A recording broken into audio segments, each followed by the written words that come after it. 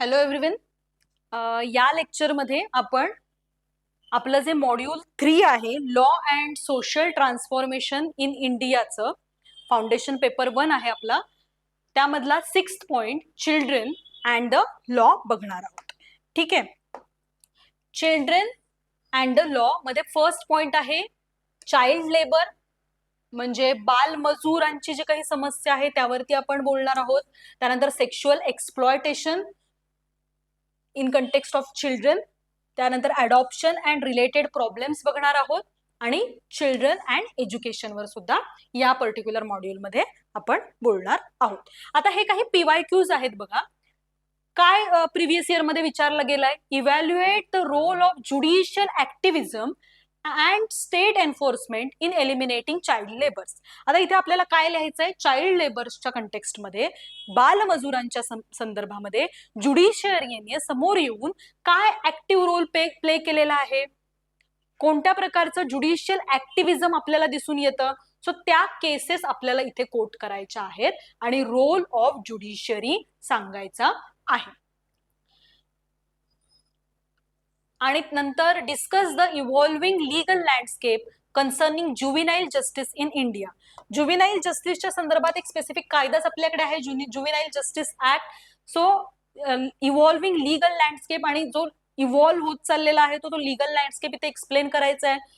Also state the policies including recent reforms in protecting rights of child in need and care in India. So child protectionच्या कंटेक्स्टमध्ये जे काही recent reforms झालेत त्यासोबत आपल्याला या सगळ्या स्टेटच्या पॉलिसीज मेन्शन करायच्या आहेत. म्हणजे रिफॉर्म्स, बेसिकली झालेले रिफॉर्म्स आपल्याला सांगायचे आहेत ज्युव्हिनाईल जस्टिसच्या कंटेक्स्टमध्ये. अशा पद्धतीची शॉर्ट नोट येते. Adoption of child issues and solution, चाइल्डचं अडॉप्शन करताना काय इश्यूज येतात आणि मग त्या इश्यूज वरती काय सोल्युशन काढलेलं आहे आपल्या लेजिस्लेचरने आणि काय सोल्युशन अजून तुम्हाला वाटतं की तुम्ही काढू शकता किंवा तुम्ही सुचवू शकता ते तुम्हाला सांगायचं आहे. बघा, इंट्रोडक्शन बघूयात आपण. Children constitute one of the most vulnerable and significant section of society. आधीच्या लेक्चरमध्ये आपण वुमन बघितलं होतं, एक वल्नरेबल आणि वल्नरेबल सेक्शन म्हणून. तर आता आपण चिल्ड्रनला त्या वल्नरेबल सेक्शन म्हणून कन्सिडर करतोय, कारण एक सिग्निफिकंट सेक्शन आहे सोसायटीचा जो या बालकांच्या या कक्षेमध्ये येतो, बालकांच्या परिभाषेमध्ये येतो. They represent the future of nation. काय आहेत ते, देशाचं भविष्य आहेत, फ्युचर ऑफ नेचर आहेत. And their wellbeing is essential for social development. त्यांची वेलबिंग, त्यांचं भलं होणं, त्यांचं कल्याण होणं हे कशासाठी गरजेचं आहे, नेशनच्या एकंदरीत डेव्हलपमेंटसाठी गरजेचं आहे. त्याचबरोबर जस्टिस अँड ट्रान्सफॉर्मेशनसाठी सुद्धा चिल्ड्रनचं चांगलं होणं, चिल्ड्रनचं भलं होणं, बालकांचं कल्याण होणं गरजेचं आहे. However, due to their physical, emotional and economic dependency. बघा, इमोशनली, फिजिकली पण ते कॅपेबल नसतात, लहान असतात. इमोशनली सुद्धा तेवढे डेव्हलप झालेले नसतात. त्याचबरोबर इकॉनॉमिकली सुद्धा ते डिपेंडेंट असतात. सो यामुळे चिल्ड्रन एक्सपोज टू एक्सप्लॉयटेशन. त्यामुळे काय होतं, बऱ्याचदा चिल्ड्रनना एक्सप्लॉयटेशनला सामोरं जावं लागतं, अब्यूजला सामोरं जावं लागतं, निग्लिजंट ऍक्ट त्यांच्याबरोबर घडतात आणि त्यांच्याबरोबर डिनायल ऑफ ऑपॉर्च्युनिटीज सारख्या परिस्थिती सुद्धा निर्माण होते. Historically children in India suffered from practices such as. बघा, हिस्टॉरिकली जसं वुमन रिलेटेड काही समस्या होत्या, सेम चिल्ड्रन रिलेटेड सुद्धा काही समस्या आपल्याला वर्षानुवर्ष हिस्टॉरिकली समोर आलेल्या आहेत. जसं की child labour, child marriage, child trafficking, lack of education, sexual exploitation. हे सुद्धा वर्षानुवर्ष ह्या गोष्टी घडत आलेल्या आहेत इंडियाच्या कंटेक्स्टमध्ये चिल्ड्रनच्या पर्स्पेक्टिव्हने. Modern constitutional democracy recognizes that children require special protection and affirmative safeguards. Therefore, the law plays a transformative role in ensuring survival, development, dignity, education, protection from exploitation. Modern constitutional democracy जी आहे ती हे मानते, हे recognise करते की चिल्ड्रनला कशाची गरज असते, स्पेशल प्रोटेक्शन आणि अफर्मेटिव्ह सेफगार्ड्सची गरज असते. आपल्याला हे कुठे दिसतं, 15(3) मध्ये दिसतं. काय आहे 15(3) आपल्या कॉन्स्टिट्यूशनचं? स्टेट वुमन आणि चिल्ड्रनच्या कंटेक्स्टमध्ये चिल्ड्रन्ससाठी म्हणून स्पेशल प्रोव्हिजन्स करू शकतं किंवा स्पेशल ऍक्ट्स करू शकतं. Therefore the law place transformative role. त्यामुळेच लॉ काय आहे, एक ट्रान्सफॉर्मेटिव्ह रोल प्ले करतो या सगळ्या गोष्टींच्या कंटेक्स्टमध्ये. The study of children and the law examines how legal reforms contribute to social transformation of society by securing child rights. Children and law, आता आपल्या सिलेबसचा पॉइंट काय आहे, मॉड्यूलचा पॉइंट काय आहे, मॉड्यूल मधला हा दुसरा पॉइंट आहे चिल्ड्रन अँड लॉ. सो हा आपण का समजून घ्यायचा आहे, तर इथे आपल्याला एक्झामाइन करायचे काय, लीगल रिफॉर्म्स जे कॉन्ट्रीब्यूट करतायत कशासाठी, सोशल ट्रान्सफॉर्मेशनसाठी, social transformation of society by securing children child rights. कशातून सोशल ट्रान्सफॉर्मेशन होणार आहे, जे बालकांचे हक्क आहेत ते सिक्युअर करण्यातून. Constitutional framework for child rights. आता कॉन्स्टिट्यूशनल फ्रेमवर्क काय आहे ते आपण बघूया चाइल्ड राईटच्या संदर्भात. Indian constitution provides a strong foundation for protection of children. Indian कॉन्स्टिट्यूशनने एक स्ट्रॉंग फाउंडेशन घालून दिलेलं आहे कशासाठी, प्रोटेक्शन ऑफ चिल्ड्रनसाठी. काय काय कॉन्स्टिट्यूशनल प्रोव्हिजन्स आहेत बघा. Article 21, article 21 right to life and personal liberty. आता राईट टू लाईफ इन्क्लूड करते right to life with dignity. Right to life मध्ये येते की डिग्निफाईड माणसाचं जगणं असलं पाहिजे. अप्लाइज इक्वली टू चिल्ड्रन, आणि हे चिल्ड्रनला सुद्धा अप्लाय होतं. डिग्निफाईड आयुष्य जगणं ह्या बालकांचा सुद्धा हक्क आहे. आर्टिकल 21A बघा, लहान मुलांच्या, लहान बालकांच्या कंटेक्स्टमध्ये हा अत्यंत महत्वाचा अधिकार आहे, फंडामेंटल राईट आहे. Right to free and compulsory education. 6 to 14 years पर्यंतच्या लहान मुलांसाठी कंपल्सरी आणि सक्तीचं आणि मोफत शिक्षण करण्यात आलेलं आहे, फ्री अँड कंपल्सरी. आर्टिकल 24 काय आहे, prohibits employment of children below 14 in hazardous industries. Hazardous industries मध्ये 14 वर्षांखालील जी लहान मुलं आहेत त्यांना एम्प्लॉय करता येणार नाही. हे प्रोहिबिशन ऑफ एक्सप्लॉयटेशनच्या संदर्भातलं आर्टिकल आहे, article 24 of the Indian constitution. आता डीपीएसपी मध्ये काय प्रोव्हिजन्स आपल्याला दिसतात बघा.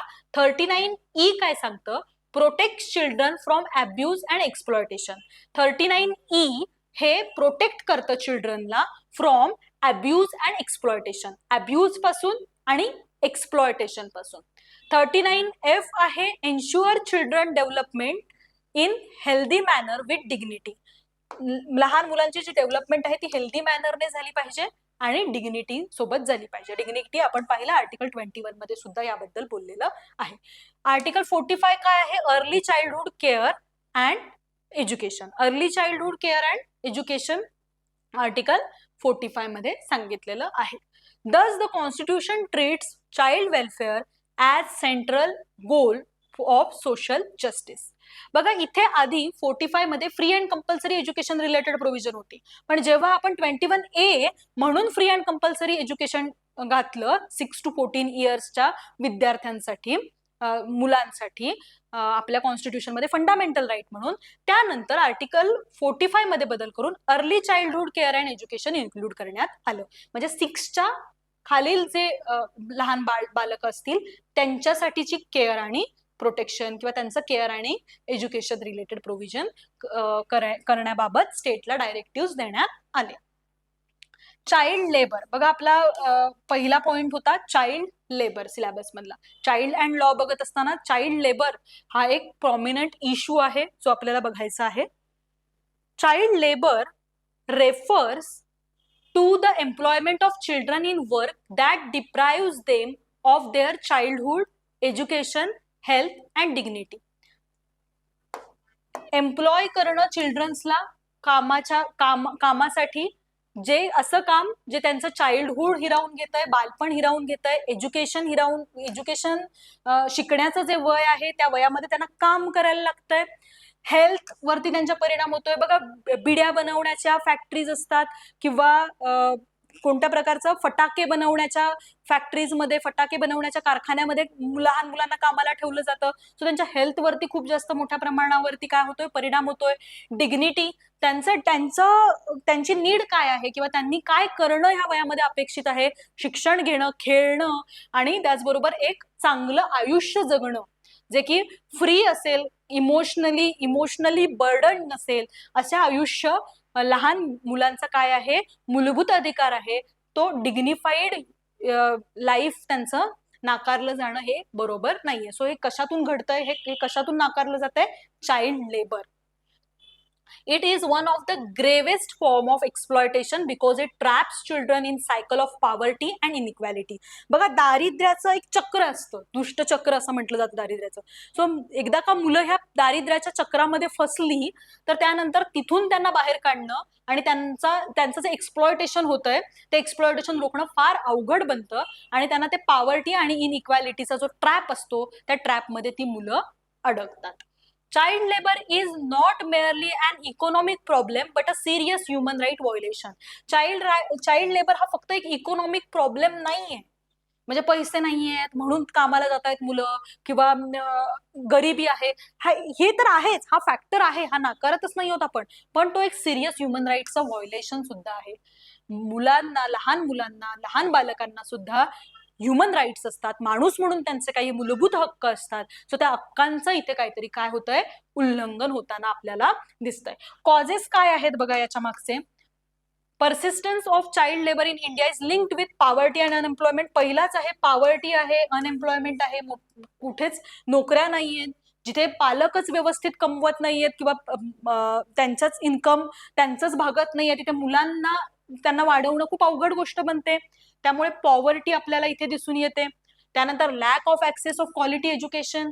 क्वालिटी एज्युकेशन नाहीये, जे क्वालिटी एज्युकेशन मिळायला हवंय ते मिळत नाहीये, त्यामुळे चाइल्ड लेबर्स आपल्याला मोठ्या प्रमाणावरती दिसत आहेत. सोशल बॅकवर्डनेस आहे की वर्षानुवर्ष, पिढ्यानपिढ्या, बघा आपण डिवायसिव्ह फॅक्टर्स बघितलेत, त्यामध्ये कास्ट बघितलाय, कास्ट फॅक्टर आहे. आता हे सगळे फॅक्टर बघितल्यानंतर कास्ट असेल किंवा रिलिजन आणि लँग्वेज हे पण फॅक्टर होते, पण या सगळ्या गोष्टींमध्ये जे व्हायोलेशन ऑफ ह्युमन राईट्स होतंय, कास्ट ऍज अ डिवायसिव्ह फॅक्टर बघताना आपण पाहिलं होतं, तर ते आपल्याला लक्षात येईल की सोशली बॅकवर्ड कम्युनिटीज किती आहेत, सोशली बॅकवर्ड ट्राईब्स किती आहेत, मग त्यातल्या चिल्ड्रनची काय परिस्थिती असणार आहे, त्यातल्या वुमनची काय परिस्थिती असणार आहे. सो हे अधिक जास्त ग्रेव बनतंय. लक्षात येते, ऑलरेडी एक सिस्टीम आहे, एक हेरार्कियल सिस्टीम आहे, एक वर्ण व्यवस्था आहे आणि त्या वर्ण व्यवस्थेमधले जे सर्वात खालचे लोक आहेत त्या लोकांमध्ये जे वुमन आणि चिल्ड्रन आहेत त्यांची अवस्था त्यापेक्षाही जास्त भीषण आहे. कळतंय, तिथल्या मेल पेक्षा पण या घटकांची अवस्था जास्त भीषण आहे, हे आपल्याला समजून घेतलं पाहिजे. आणि ती ह्या सगळ्या व्यवस्थेमधल्या सगळ्याच घटकांमध्ये जे वुमन आणि चिल्ड्रन आहेत त्यांची अवस्था आपल्याला इतकी भीषण दिसून येते. सो सोशली बॅकवर्ड असणं, ओव्हरऑल कम्युनिटी सोशली बॅकवर्ड असणं आणि त्यात चाइल्ड जन्माला येणं, सो हे काय आहे, यातून चाइल्ड लेबर्स समोर येताना दिसतात. कॉज आहे हे चाइल्ड लेबर्स असण्यामागचं. Demand for cheap labour. बघा, महिलांना कमी पैसे दिले जात आहेत, बालकांना त्यापेक्षा कमी पैसे दिले जात आहेत. सो चीप यामध्ये लेबर्स उपलब्ध होत आहेत, कमी पैशामध्ये खूप जास्त लेबर्स उपलब्ध होत आहेत आणि खूप जास्त लेबर्स कडून सायमल्टेनियसली काम करून घेतलं की ते एका मेलने किंवा एका पर्टिक्युलर अडल्ट व्यक्तीने केलेल्या कामापेक्षा ते जास्त होत आहे आणि पैसेही कमी द्यायला लागत आहेत. Migration and urban informal sector. Migration आहे, स्थलांतर आहे, स्थलांतरामुळे शाळा नाहीयेत, ऊसतोड कामगारांच्या समस्या वगैरे आपल्याला माहिती आहेत. सो ह्या सगळ्या गोष्टी आपल्याला इथे लक्षात येतात की चाइल्ड लेबर्स का समोर येतात, का काय कॉजेस आहेत चाइल्ड लेबर असण्यामागचे, तर हे सगळे कॉजेस आहेत. Child labours reflect structural inequality where poor children are forced into work while privileged children access education. बघा, इथे पण एक स्ट्रक्चरल इनइक्वॅलिटी आपल्याला दिसून येते की इथले जे पुअर चिल्ड्रन आहेत त्यांना काय करायला लागतंय, काम करावं लागतंय त्यांना. वीट भट्टीवर आपल्याला दिसत आहेत, ते विड्या बनवण्याच्या कारखान्यांमध्ये आपल्याला दिसत आहेत, ते फटाक्यांच्या फॅक्टरीजमध्ये आपल्याला दिसत आहेत. वेअर ॲज जे प्रिव्हिलेज चाइल्ड आहेत, जे चांगल्या इकॉनॉमिक बॅकग्राऊंड मधून येणारे लोक आहेत, त्यांची जी मुलं आहेत ती काय करतायत, शिकतायत, त्यांना ऍक्सेस टू एज्युकेशन आहे. अजूनही अनेक मुलं आहेत ज्यांना चाइल्ड लेबर म्हणून काम करायला लागतंय आणि त्यांना ऍक्सेस टू एज्युकेशन नाहीये. लीगल फ्रेमवर्क काय आहे बघा, child labour prohibition and regulation amendment act 2016. 2016चा हा ऍक्ट आहे. This act prohibits employment of children below 14 year. 14 वर्षांखालचे जे मुलं असणार आहेत त्यांचं कोणत्याही प्रकारच्या एम्प्लॉयमेंटमध्ये ती मुलं दिसली नाही पाहिजेत. हजार्डस वर्क फॉर अडॉल्संट 14 आणि 18, 14 वर्षांपर्यंत कोणतीच मुलं काम करताना दिसली नाही पाहिजेत, आणि 14 ते 18 या वयोगटामधली मुलं कोणत्याही प्रकारे हजार्डस वर्कमध्ये इन्व्हॉल्व नसली पाहिजेत. यातून काय एम आहे, balance prohibition with the reality of socio economic challenges. हे बॅलन्स प्रोहिबिशन आहे बघा. सरसकट जर आपण सांगितलं असतं की 18 वर्षापर्यंतच्या मुलांनी कुठलं काम करायचं नाही आणि फक्त शिक्षण घ्यायचं आणि ह्या गोष्टी करायच्या, तर आपण ना एक ब्लाइंड गोष्ट करतोय, किंवा सोशल इकॉनॉमिक जी आपली रियालिटी आहे त्याच्याकडे दुर्लक्ष करून या प्रोव्हिजन्स घेतोय असं झालं असतं. अगेन आपल्याला विचार करत असताना जसं आपण इक्वल प्रोटेक्शन ऑफ लॉ मध्ये, सबस्टॅन्टिव्ह इक्वॅलिटीमध्ये असा विचार करतो की ही वर्षानुवर्षांची रियालिटी आहे, सो ती रियालिटी आपल्याला ऍक्सेप्ट करावी लागणार आहे. दारिद्र्याचं दुष्टचक्र कुठल्याही पेपरवरती तुम्ही लिहिलं, कुठला तरी कायदा बनवलात म्हणून संपणार नाहीये, ते तिथेच राहणार आहे. आणि जर पोट भरायचंय तर मुलं कामावर जाणार आहेत. ही काय आहे, ही सोशल सायकल आहे, सर्कल आहे. आणि ह्या सर्कल मधनं जर मुलांना बाहेर काढायचं असेल तर प्रॅक्टिकल इम्प्लिमेंटेशन्स लागतील, प्रॅक्टिकल लॉज लागतील. त्याच्यामुळे 18 वर्षापर्यंतच्या सरसकट मुलांना काम करायचं नाही असं जर प्रोव्हिजन बनवली असती तर ती इम्प्लिमेंट होणं शक्य नव्हतं. सो 14 इयर पर्यंतची मुलं काम करणार नाहीत, पण 14 to 18 पर्यंत मुलं काम करू शकतात, पण हजार्डस इंडस्ट्रीजमध्ये ही मुलं दिसता कामा नाहीत. ट्रान्सफॉर्मेटिव्ह इम्पॉर्टन्स काय आहे, the law seeks to transform society by ensuring that children are not treated as labours but as individuals entitled to education and dignity. Transformation मधला काय इम्पॉर्टन्स आहे, law seeks to transform society.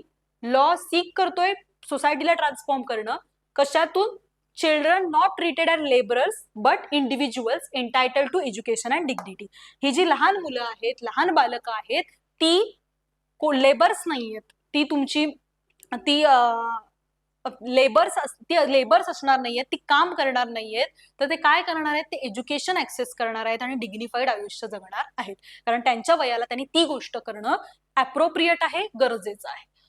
Eliminating child labour is essential for breaking intergenerational poverty. ही जी generation to generation transfer झालेली poverty आहे ती जर आपल्याला ब्रेक करायची असेल, जे मी सांगितलं दारिद्र्याचं दुष्टचक्र सर्कल, हे जर आपल्याला तोडायचं असेल तर ही मुलं बाहेर येणं फार गरजेचं आहे. कारण जसं आपण बघितलं की इंट्रोडक्शन मध्ये की हे नेशनचं काय आहे, वेल्थ आहे ही मुलं. ठीक आहे. So child labours, elimination of eliminating child labor is essential for breaking intergenerational poverty. जी जनरेशन टू जनरेशन, पणजोबा, आजोबा, वडील आणि आता ती मुलं पण, सो हे जे सर्कल आहे हे ब्रेक करायचं असेल तर काय लागणार आहे, एज्युकेशन आणि ह्या मुलांना आणि चाइल्ड लेबरला दूर करून ही मुलं शाळेत गेली पाहिजेत. इम्पॉर्टंट केस लॉ काय आहे बघा, MC Mehta versus state of Tamil Nadu. MC Mehta, child labour violates constitutional guarantee. Child labour हे कॉन्स्टिट्यूशनने दिलेली गॅरंटी व्हायोलेट करतायत. कोणत्या प्रकारची गॅरंटी, जसं की आपण पाहिलं आर्टिकल 15(3) अंडर चिल्ड्रन आणि वुमन या दोघांनाही कन्सिडर केलं की यांच्या रिलेटेड स्पेशल प्रोव्हिजन्स बनवल्या पाहिजेत.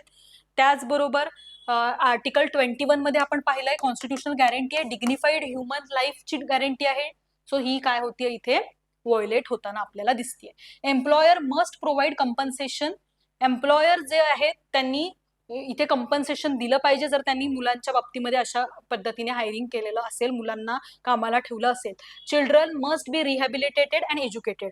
चाइल्ड लेबर्स असतील जर मोठ्या प्रमाणावर लार्ज स्केलवर असतील तर त्यांचं रिहॅबिलिटेशन, मुलांचं रिहॅबिलिटेशन झालं पाहिजे आणि त्यांना एज्युकेशन उपलब्ध करून दिलं पाहिजे. आणि रिहॅबिलिटेशन आणि एज्युकेशन मधून त्यांना बेटर ऑपॉर्च्युनिटीज भविष्यामध्ये मिळतील आणि त्यातून काय होईल हे परत एकदा जे आपण सर्कल डिस्कस केलं, पॉवर्टी आहे म्हणून पॉवर्टी आहे तर ते ब्रेक होईल. इंटरजनरेशनल इनइक्वॅलिटी, इंटरजनरेशनल पॉवर्टी दूर होईल.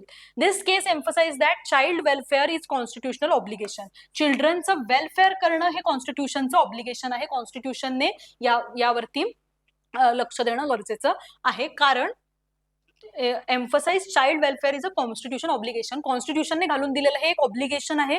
कॉन्स्टिट्यूशनने घालून दिलेला हे डायरेक्टिव्ह आहे की चाइल्डचं वेलफेअर झालं पाहिजे. हे आपल्याला 21 मध्ये दिसतं, 21A मध्ये सुद्धा दिसतं आणि 45 मध्ये सुद्धा दिसतं. Impact of judicial activism. आता इथे ज्युडिशियरीने काय दाखवलं, ऍक्टिव्हिजम दाखवलं. MC Mehta versus state of Tamil Nadu मध्ये आणि चाइल्ड लेबर्स रिलेटेड ही केस होती, चाइल्ड लेबरच्या रिलेटेड. सो यातून काय झालं, court have interpreted and enforce bans in sector like construction. यातून काय घडलं, कन्स्ट्रक्शनचं सेक्टर असेल, बिडी मेकिंग असेल, मॅचस्टिक और फायर क्रॅकर्सचे युनिट्स असतील, अँड एन्शुअर्ड रिहॅबिलिटेशन और एज्युकेशन ऑफ रेस्क्यूड चिल्ड्रन. आणि यातूनच या ज्युडिशियल ऍक्टिव्हिजम मधून, या केसेसमधून, MC मेहता या केसमधून आपल्याला एक दिसलं की या ठिकाणी ह्या हजार्डस इंडस्ट्रीजमध्ये मुलं काम करताना दिसली नाही पाहिजेत आणि जी मुलं काम करत असतील त्यांचं रिहॅबिलिटेशन झालं पाहिजे, त्यांना प्रॉपर एज्युकेशन सुद्धा मिळायला पाहिजे. However implementation gaps remain due to limited infrastructure, enforcement manpower and socio economic realities. Implementation gaps दिसले आपल्याला. कशामुळे, लिमिटेड इन्फ्रास्ट्रक्चर आहे, इन्फ्रास्ट्रक्चर प्रचंड लिमिटेड आहे, एन्फोर्समेंट नाहीये मॅनपॉवर मध्ये आणि सोशो इकॉनॉमिक रियालिटीज काहीतरी वेगळ्याच आहेत. कायदा आहे, गोष्टी कॉन्स्टिट्युशनल सेफगार्ड सुद्धा आहेत, पण तरी सुद्धा आपल्याला इम्प्लिमेंटेशन मध्ये काय दिसून येत आहेत, गॅप्स दिसून येत आहेत. Sexual exploitation of children. Nature of sexual exploitation. बघा, children are highly vulnerable to sexual abuse due to their dependence and lack of awareness.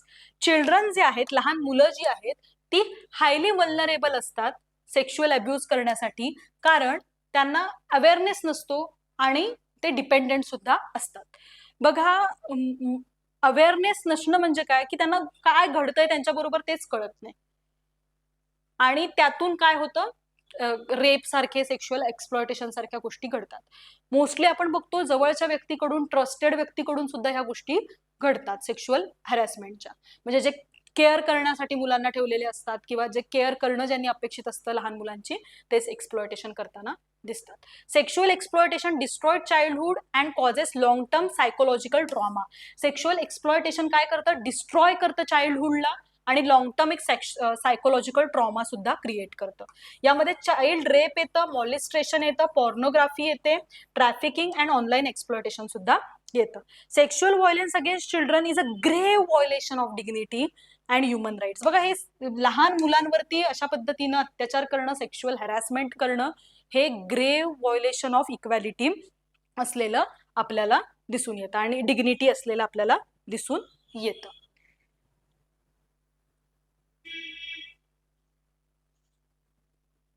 ठीक आहे, आपण हे जे पुढचे पॉइंट्स आहेत ते नेक्स्ट क्लासमध्ये डिस्कस करूयात. काराच्या गाईडलाईन्स असतील किंवा जे काही या रिलेटेड प्रोव्हिजन्स असतील. या लेक्चरमध्ये आपण चिल्ड्रन सेक्शुअल एक्सप्लॉयटेशन पर्यंत कन्सेप्ट क्लिअर केलेले आहेत. लीगल प्रोटेक्शन सुद्धा आपण नेक्स्ट क्लासमध्ये बघूयात की काय आहे protection of child from sexual offences. POCSO act जो आहे त्या रिलेटेड सगळ्या गोष्टी आपण नेक्स्ट क्लासमध्ये डिस्कस करूयात. ठीक आहे, इथून आपण नेक्स्ट क्लासमध्ये डिस्कस करणार आहोत. चिल्ड्रनचाच हा पार्ट असणार आहे आणि तो नेक्स्ट लेक्चरमध्ये आपण डिस्कस करूया. ठीक आहे, थँक्यू.